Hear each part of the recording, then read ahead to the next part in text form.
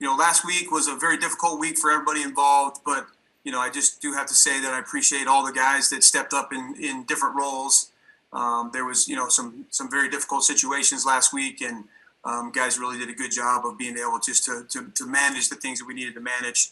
As far as this week, obviously we're on to Minnesota, and I told the guys that that there's really one plan, and the plan is very simple: is that we're going to go out and we're going to prepare well, we're going to play well, and then we're going to go out to win the game. And so that's kind of where our focus is right now, and that's what we're looking forward to this week.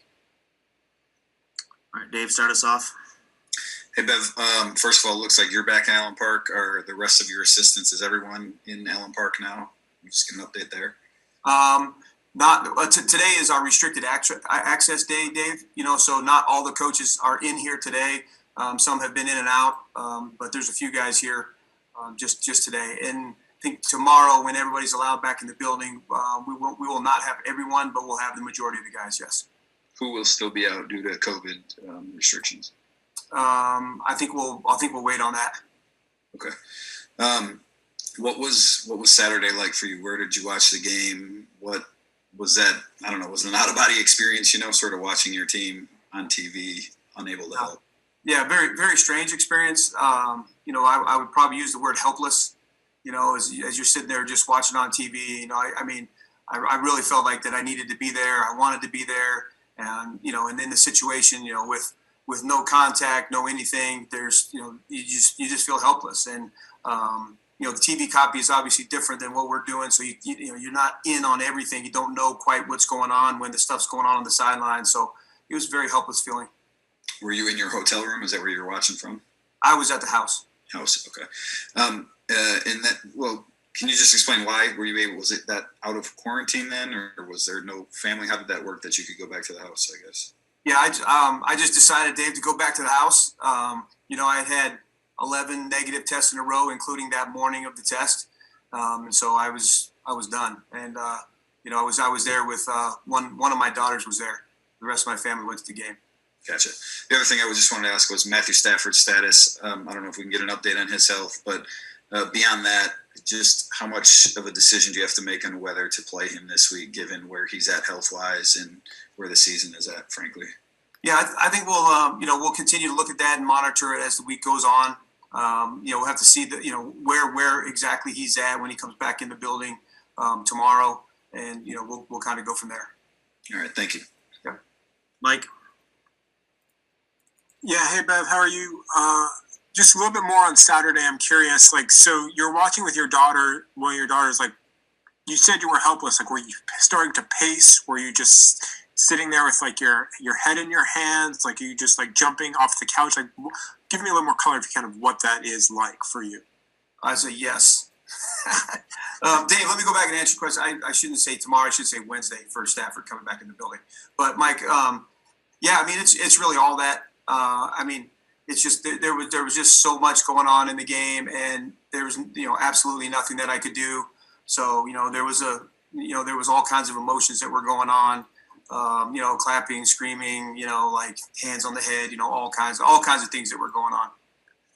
And you kind of said that you guys went to the league to kind of petition them a little bit, to say, hey, can you move this to Sunday? Now looking back at it, do you feel like that was a fair thing what the league did? Well, it is what it is, Michael. There's not really anything that I can do or say that's going to change anything. So it is what it is, and that's how the league decided to do it. And it's no different than any other team. The Cleveland Browns ended up playing without their wide receiver crew as well. So it looks like they're being consistent in that. And the last thing for me, you released J-Ron Curse today. Is there a reasoning behind that? Or just, I guess, why do that at this point? Yeah, we're at the end of the season here, and there's some younger guys on the roster that we want to be able to take a look at. So, do you have anything to do with the fact that he was tweeting on Saturday? No. Okay, thanks, Bev. Appreciate it. Larry.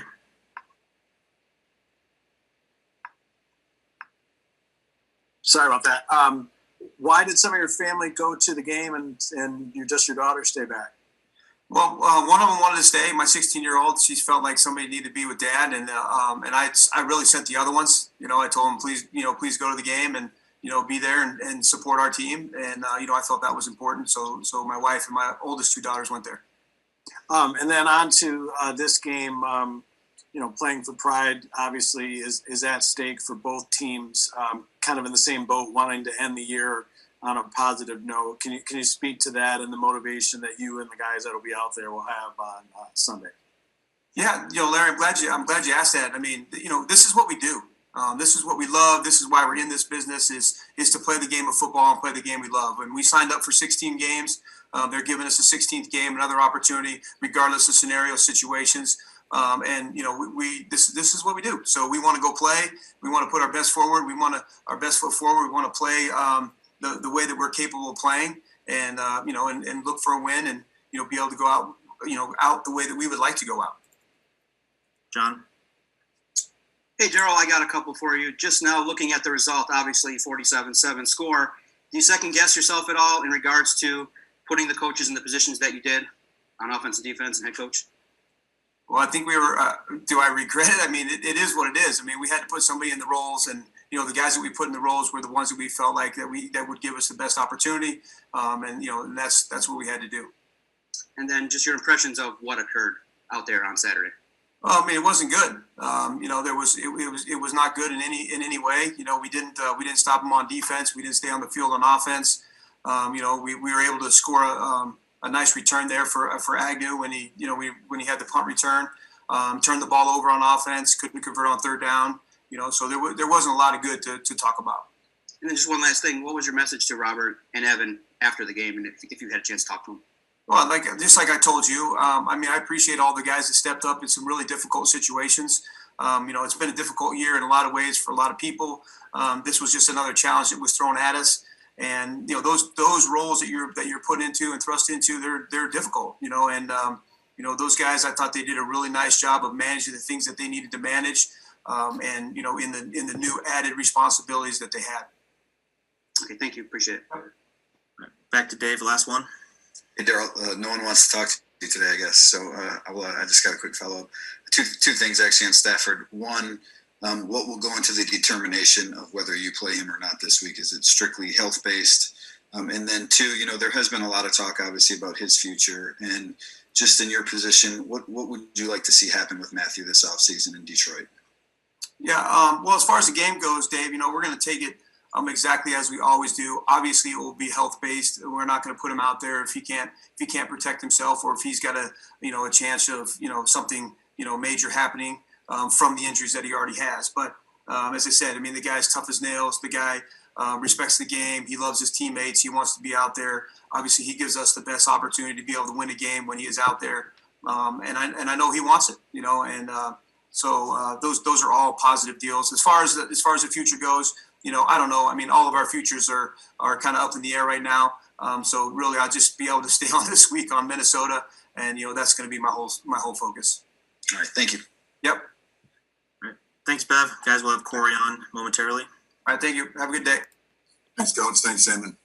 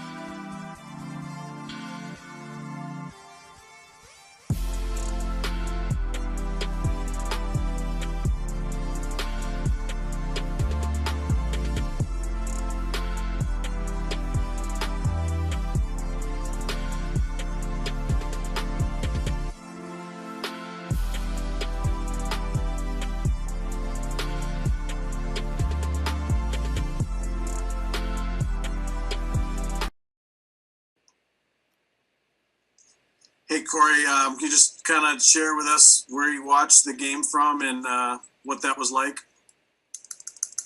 Watched it from my house. Paced around my kitchen island for about 3.5 hours. Yeah, it's not good, but it is what it is. So that's where I was. Justin? Hey, Cory, we don't get a chance to usually talk to assistants after the season, so I'm going to apologize here and ask a bit of an overview question. But before the season started, you talked about how you wouldn't want any other group of guys to go into a season with. And your love, admiration, passion for these players has shown through all year. But you guys are on the verge of, a statistical season that's one of the worst in Lions history. So as you look at the total package, how do you reflect on this season, your first as a defensive coordinator? Yeah, we won right now. We currently won 5 games. Not good enough. So at the end of the day, I mean, I'll take all that on me. Crazy year. Not going to come up with any excuses. We weren't good enough. We got 1 game left, and we're going to go out and fight as hard as we possibly can, and then we'll let everything else be what it is. But as far as the reflection on these kids and these players, these young men that I've been around, I wouldn't change it. Obviously, do I want to win more games? Do I want to play better? Of course I do. But I will not regret the relationships that I've made. Even these coaches, most of them I've not been around.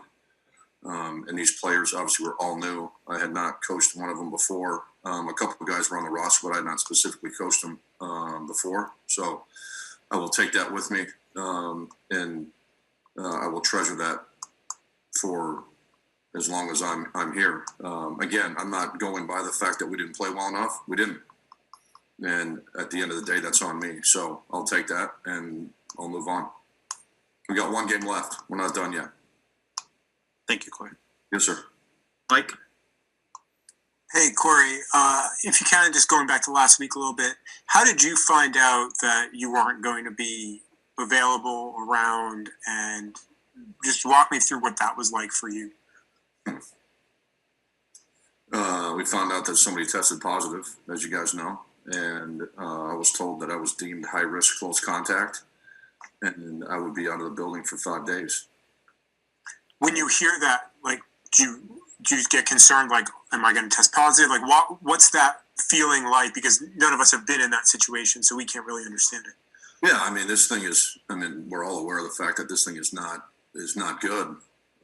So there is a little problem there. I mean, I'm not gonna lie. Yeah, there was a little concern, like, I hope I don't have it. But I've now tested negative 170 straight days, and then twice every day last week. So once I got through the initial next 2 days, I was pretty good that I haven't done it, and I've been out of harm's way since we got back from training camp. I go to the building and I come home, and I live by myself. So I felt pretty good about being safe, but you never know. That's how this thing goes. But yeah, disappointed in the fact that I wasn't there. Obviously the outcome of the game was not good. Didn't execute. Proud of the players and the coaches that had to step up and deal with it. But not what we were looking for. I've never been in that situation. I don't know if any club in the history of the league has ever been in that situation. I don't think it has. But to sit in your kitchen and watch it and have zero impact and not be able to do anything, it's not a good situation to be in. And I hope I'm never in it again. And just one football question. Justin kind of hit on it a little bit, but where do you think that this defense ultimately failed this year? Why do you think it didn't work? One more time. Why do you feel like it just didn't work this year? Why do you think it failed? I could probably go around and around and come up with a bunch of different scenarios. But at the end of the day, it didn't, and like I've said all year, I was put in the position of running this defense, and obviously we didn't do a good enough job. So that's it. Mike, that could be a 3-hour discussion. Yeah. And I'm not going to get into that right now. I'm going to focus on, we got 1 game left. We got one more opportunity to be around these guys this week. 3 practices, Saturday walkthrough, Saturday night meeting, and then we're going to go out and play the Vikings and give everything we possibly got. And then I'll leave it at that. Appreciate it. Thanks, Cory. You got it. Kyle? Hey, Cory. Thanks for your time. You got it. Justin alluded to it, but you're closing in on some historic numbers. Your defense, I think you're 262 yards away from the franchise record, 35 points from the franchise record. Does these records, does that mean anything to you? Does, not setting those records on Sundays, does that enter your mind this week at all? Yeah, I would say I don't want anything to do with those records. However, you guys, I'm not. I mean, this didn't really come up that much this year, but there's only one stat that I really care about, and that's how many games we win. It's our job. The way that this game is played right now, offensively, the rules, everything else. I care about how many wins we have, and right now we have 5. I know this. We won 3 last year, so we won 5 this year. It's not going to be enough probably for most of us on this coaching staff. We'll see what happens with the roster. I'm most concerned with the players on this roster than I am about myself. I'll figure something out. We'll move on. But I'm not a stat guy.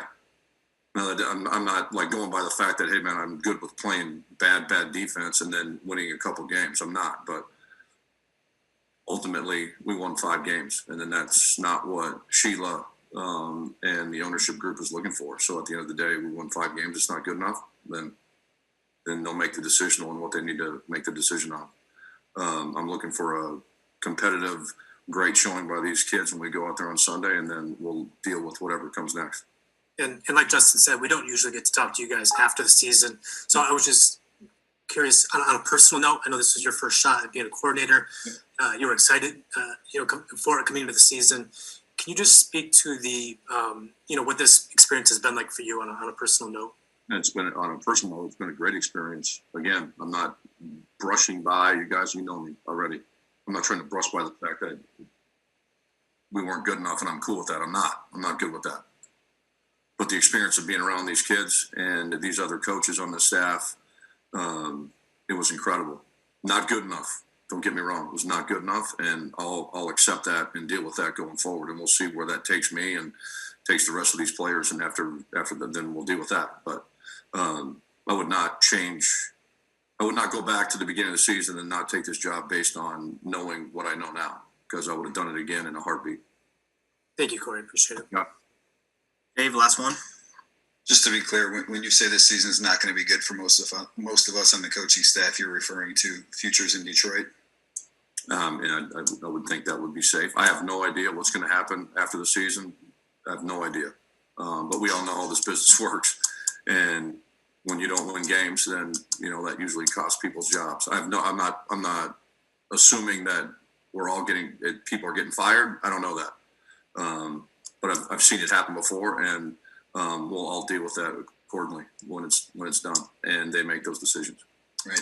I know you said you didn't want to, it'd be a 3-hour discussion. What Mike asked about what went wrong defensively. How about the Cliff Notes version? Is there one or two things that stand out as to the biggest factor as why things didn't go well? I don't know if I got a biggest factor. I know we won 5 games, and at the end of the day, when you win 5 games, that's not good enough. So I'd leave it at that.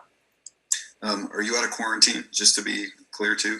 I am technically out of quarantine. Yeah, you guys know if the game was on Sunday, we would have been at the game, but because we played on a Saturday, we had to miss it. So I was quarantined yesterday. All right. So very last thing for me is just, how do you think Evan Rothstein did? And I don't know, maybe just more about that whole dynamic, right? Of how you help prepare him for the week and what you said to him afterwards, because what a crazy spot. What a crazy situation. Spent a lot of time together.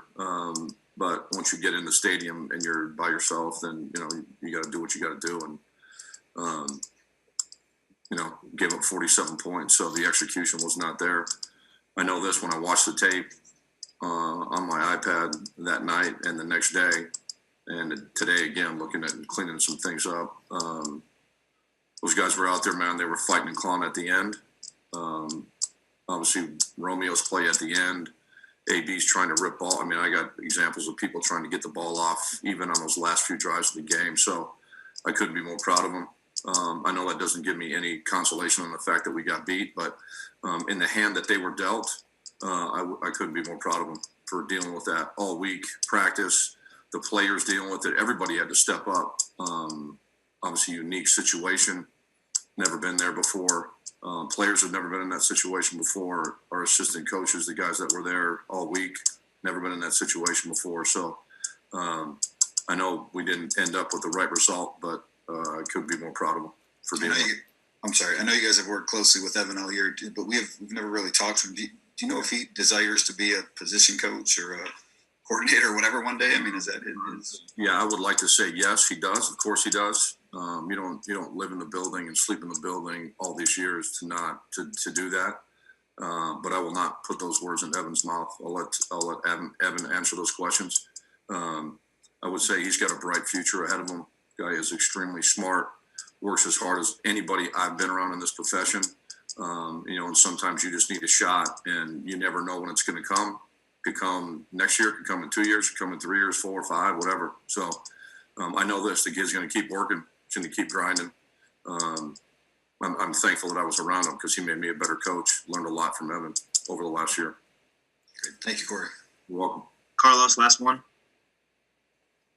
Yeah, hey Cory, tough year all around. Obviously, your year as coordinator, is there something that stands out that you're most proud of this year? Yeah, I would say the thing that I'm most proud of, I've already said it, is the relationships the kids that I've been able to be around, relationships that I've built. Got to look at this game from a different angle. I've been in different systems. This one's its own. Everyone's its own. So to be able to be a part of that, and then, where you guys are stating the facts to me that we haven't been very good, and I understand that. But I would say this: at no point during this entire run, in this crazy, whatever you want to call 2020, there is not a kid on this roster that has not showed up every single day to go to work, not one time. And you, for me, I think probably for all of us, when you're in situations of, I would say, I guess, defeat, or you're in situations that are not positive, whatever the quote is, I mean, you find out more about a man in times of desire than you do in times of success. And I can honestly say that these kids have showed up every single day, regardless of the situation, regardless of the outcome of any game that we have played. And they come back and they go to work and they go out there and fight. And for that, I wouldn't change anything as far as being around these young men. So very proud of that. Thank you. You're welcome. Thanks, Cory. Guys, we'll have Matthew on after this. Yep. Thank you, Cory. Thanks, Coach. All right, guys. Thanks, Cory.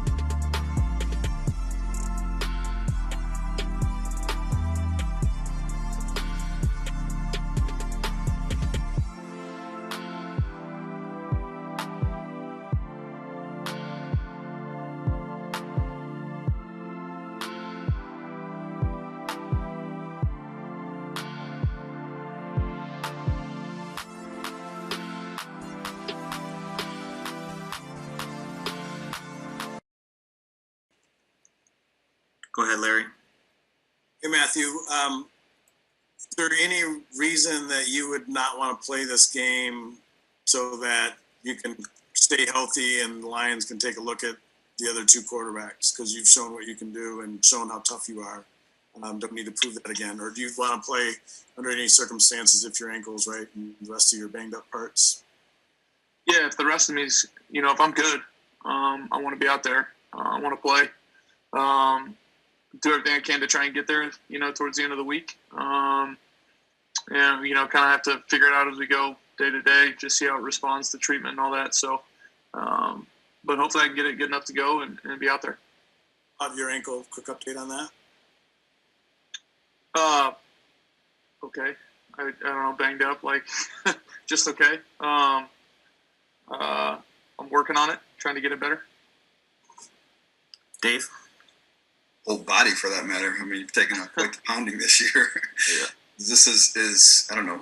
Look, you've been beat up plenty of times in your career, but is this as sore top to bottom as you've been, as many injuries as you've been dealing with at one time? Yeah, just I don't know.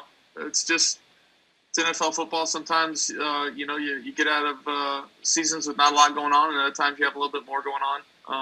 Obviously you have a little bit going on at this point, so just trying to make sure that I do everything I can to give myself a chance. Give myself a chance to be able to get out there and help our guys and help them compete.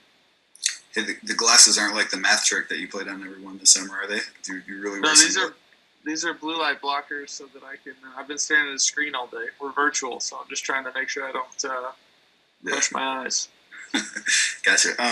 So different topic, but how conflicted are you about your future? Not at the moment. I'm not worried about it. I'm not thinking about it. All I'm thinking about is the Vikings and trying to get myself healthy. I know that's probably hard for people to believe, but that's the way this business is. I've been in this business a long time and understand it. That you got to do everything you can to focus on what's in front of you. In the immediate future, and that's what it is for us and for me at the moment. So, it's pretty easy for me to focus on that. And it's a division rival, a team that you want to go out there and beat. You want to win in the division, and it's an opportunity for us to do that on Sunday. You said you'd address your future a little bit more after the season, but I don't know. You've been here 12 years. Is it something that you definitely want to finish, or some part of you sick of losing too? People say get him out of Detroit and he'll win and he'll play more meaningful games. How much does that ever enter your mind? It doesn't. Obviously, I want to be. You play this game to go out there and play in big time moments, and we didn't do a good enough job this year as a team to make sure we had those opportunities this late in the season. That's obviously disappointing and something that you want to rectify as a player, as a teammate, as a part of an organization. But all I can do is focus on the opportunity that we have right now, and the opportunity that we have is one more game, against Minnesota, and going out there and trying to, get the bad taste out of our mouth from last week. And for me personally, I love playing. So it was really disappointing for me to go out of that game. I didn't think I was going to have to miss as much time of that game as I did, obviously. So I just want to be out there if I can and try to help our team. And then very last thing for me is, in case we don't get you next week for some reason, how would you feel about, when you're in Rodgers' situation with Jordan Love, or Tom Brady with Jimmy G for that matter, where the Lions draft a young quarterback and you're around here for however long to mentor them or keep doing your thing for however long it lasts? I mean, that's so hypothetical and so far in the future. It's tough for me to even wrap my head around that. So many, decisions that are out of my control. All I know is that I would, wherever I'm at, if I'm here, if I'm somewhere else, I'll be doing everything I can to try and be as good a football player and as good a teammate as I possibly can be. That's something that, I've always tried to be and will continue to try to be as long as I'm playing this game. Appreciate it. Mike? Matthew, I'm curious, walk me through a little bit what happened on the ankle injury, because it looked like, did you get rolled up on by Devin White? Like, it looked like you kind of hopped a little bit and then you stayed in. Like, just what happened exactly? Yeah, he actually did a decent job trying to keep me up. He pushed, gave me a little shove, but he was trying to keep me up. And I didn't know what happened at the moment. I thought maybe I stepped on his foot. It felt like that. It just kind of rolled over the outside pretty aggressively, I guess, there for a second, and I wasn't really sure what was going on. Was able to stay in for the next play, and thought, I just go to the sideline and get maybe a little bit more tape on it, retape it up, and go. And then I just had a lot of trouble putting weight on it. It was fine, not fine, but it was okay, moving it. But when I would go to put weight on it, it didn't feel good. And so our doctors, did a little bit more evaluation. They just want to make sure that it wasn't, a fracture or a break in there. So went up to the locker room and did that. And then, was able to get it taped back up and come back down, but just really wasn't in a good enough position to move around effectively and play. This might be a silly question, but I think we all saw you hopping like 30 yards to the locker room. Why did you hop versus I don't know, anything else? I don't want to get on a cart. I don't want to get on a cart unless I have to be honest with you. So they told me they were going to bring the cart over, and I told them no. I just told them I'd get to the locker room some other way. And I mean, we all recognize your toughness. But is there I know you really want to play if you're healthy enough, but is there part of you that just is my body needs to heal? Are you even worried about surgeries after the season at this point? Where are you with that? That's part of what the off season is, right? But we're not there yet. Part of the off season is letting your body heal and get feeling better. But,